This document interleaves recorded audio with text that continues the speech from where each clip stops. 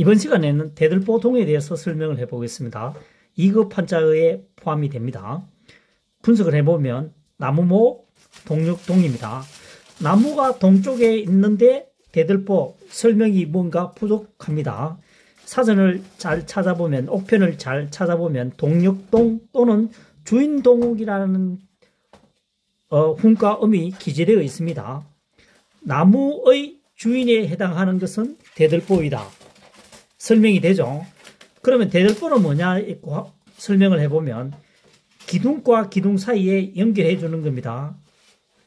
이 부분이 뭐죠? 지붕을 받치고 있는 거죠. 굉장히 중요한 역할을 하고 있습니다. 다시 한번 설명해 보겠습니다. 나무 중에서 주인에 해당하는 것은 뭐다? 대들보라는 얘기입니다. 대들보는 기둥과 기둥 사이를 연결하는 아주 중요한 역할을 하고 있습니다. 그 다음 나무잎엽입니다. 나무잎엽. 세상의 모든 나무는 뭘 가지고 있습니까? 나무잎을 가지고 있다는 얘기입니다. 나무잎을 가지고 있어야만 광합성 작용을 할 수 있겠죠. 영양분을 공급받을 수 있다는 얘기입니다. 그 다음 인간세자입니다.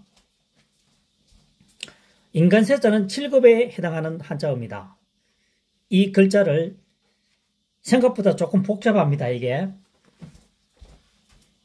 파자 분석을 해보면 서물입입니다. 열서물, 서물입, 숫자 20개라는 뜻입니다. 스물언이죠. 스물언. 그러면 직역을 해보도록 하겠습니다. 사람이 나이 20이면 숨어진다는 거죠. 숨어버렸다. 어떤 한날 그 주변에 보니까 어떤 여자아이가 없어졌다는 얘기죠. 결혼을 했다는 얘기입니다.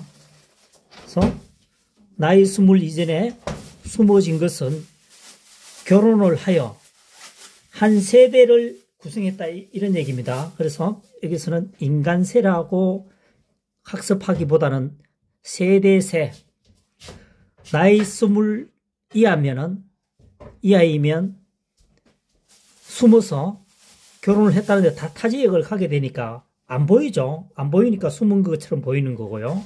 그래서 뭡니까? 한 세대를 구성했다는 얘기죠. 세대세, 그 다음 인간세, 이렇게 의미 확장을 하면 되겠죠. 그래서 세대 구성을 한다 할 때 인간세자를 씁니다. 세대세. 그 다음에 전세금 할 때의 세낼 세자에 대해서 학습하는 시간을 가져보도록 하겠습니다. 이것은 2급 한자에 해당됩니다. 인간세자죠. 그 다음에 조개패자입니다. 조개패는 뭐죠? 돈과 화폐를 의미하기도 합니다. 사람들은 화폐를 받고 돈을 받고 뭐 하죠? 세를 낸다 이겁니다. 전세금, 세낼 세자입니다. 인간에게 돈을 받고 건물을 세낸다 이 말이죠. 그래서 전세금 할 때 사용하는 글자입니다. 한자어입니다. 그 다음 잎사귀엽입니다. 잎사귀엽, 잎엽 5급에 해당하는 글자입니다. 이 글자를 파자 분석하면 이 글자도 마찬가지입니다. 글자를 쓰기는 조금 복잡해 보입니다. 한번 분석해 보겠습니다. 풀초죠. 맨 윗부분에. 중간 부분은 뭡니까? 세상세, 인간세입니다. 그 다음 맨 아래쪽이가 나무목이죠. 그러면 한번 결합을 해보도록 하겠습니다. 풀초죠. 풀과 세상에 있는 모든 나무는 근본적으로 뭘 가지고 있습니까? 잎을 가지고 있다는 얘기죠. 맨 위에 나무잎엽을 설명하면서 언급했듯이 잎은 광합성 작용을 하게 되죠. 영양분을 공급한다는 얘기죠. 그래서 잎은 반드시 있어야 됩니다. 다시 한번 설명해 보면 풀 종류 있죠. 바닥에 흙 위에 있는 땅 위에 있는 풀과 세상에 있는 나무의 거의 대부분은 근본적으로 잎을 소유하고 있다. 잎을 구성하고 있다. 이런 얘기입니다. 그래서 잎, 엽 또는 잎사귀 엽이라고도 할 수도 있겠죠. 그래서 낙엽수, 화렵수 할 때 이 엽을 쓰게 됩니다. 그 다음 나비 접자입니다. 상급에 해당하는 한자어입니다. 이 글자도 마찬가지로 파자 분석을 해보면 맨 왼쪽에 있는 것이 뭐죠? 벌레충입니다. 그 다음 이 나무, 맨 먼저 이야기했던 세상의 나무는 뭘 가지고 있습니까? 나뭇잎을 가지고 있다 했죠. 나뭇잎 엽이죠.